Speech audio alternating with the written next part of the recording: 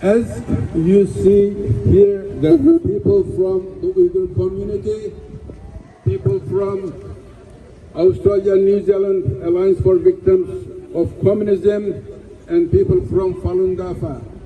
So, as you know, there are also Tibetan people, Hong Kongers, and Taiwanese who are under the attack of the Chinese government.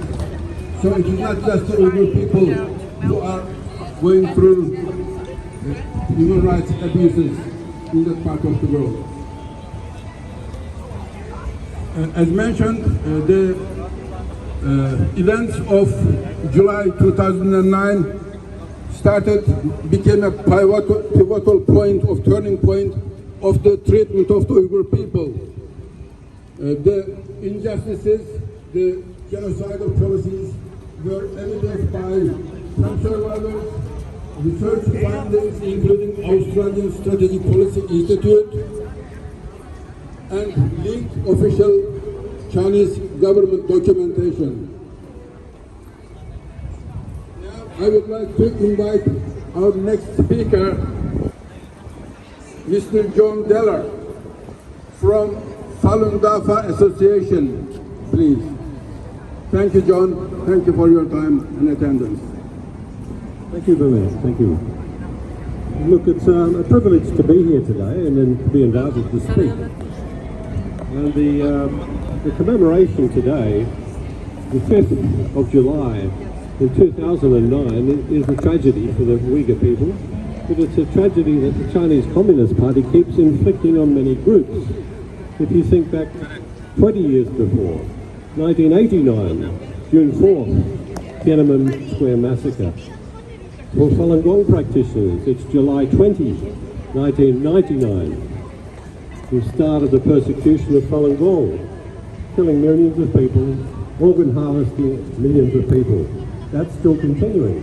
And for the Uyghur people, the Urumqi massacre, 5th of July 2009. And I also see a banner here for Hong Kong people, Free Hong Kong. Free Hong Kong. Well, the national security law started to come in to Hong Kong in 2019. That's 10 years. Another 10 years. Every 10 years, the Chinese Communist Party has to make an example of torturing and killing, massacring people. Let's hope it ends. It does not continue in 2029. Now, for Falun Gong practitioners, organ harvesting is a tragedy. It was first known in 2006, but for the Uyghur people, organ harvesting was known back in 1995, and they were the first major group outside of prisoners sentenced to death under the Chinese legal system, legal in inverted commas.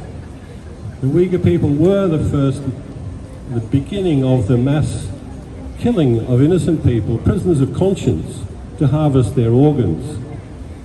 Now, I don't know if you're familiar with Ethan Gutmann. Ethan Gutmann is an investigative journalist, and he presented the Uyghur, it's an article he wrote in 2011, the Xinjiang Procedure, and in that he talks about interviewing a Uyghur doctor, Enver Tohti. Now, Enver Tohti, in 1995, in Urumqi, in the hospital, he was forced to cut out organs out of a living Uyghur person, and he's a Uyghur doctor himself, and he's being stood over by Chinese police. And he's spoken about this later on when he safely got out of Xinjiang, and he's in London. He spoke about this. He's spoken in many forums around the world.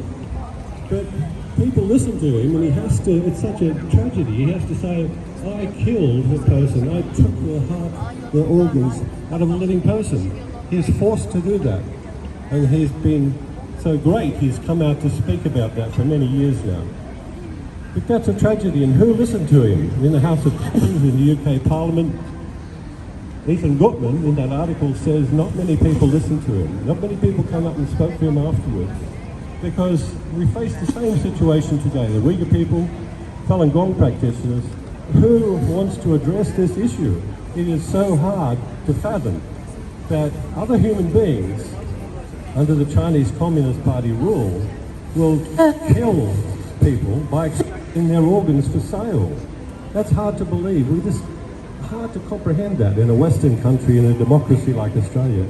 But there's so much evidence that this is going on. So I urge people today to understand the situation for Uyghur people and Falun Gong practitioners and give your support to the Uyghur people today on this sad but important commemoration of the Urumqi massacre. Thank you.